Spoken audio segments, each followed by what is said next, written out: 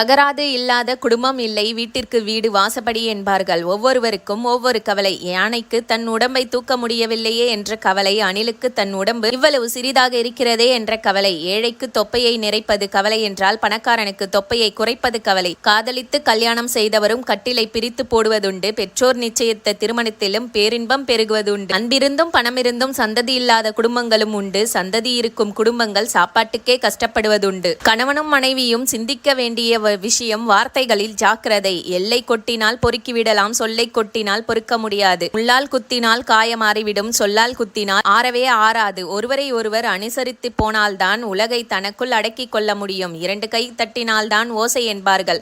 ஒருவர் கோபம் கொள்ளும்போது இன்னொருவர் விட்டு கொடுக்க வேண்டும். பொண்டாட்டி தானே சொல்லி விட்டு போகிறாள் என்று கணவனும், கணவன்தானே பேசட்டும் என்று விட்டு கொடுத்து விட்டால் மனைவியும் உள்ளம் துடிக்காது, உடல் வலிக்காது, ஊரும் சிரிக்காது, சிறப்பாக வாழலாம்.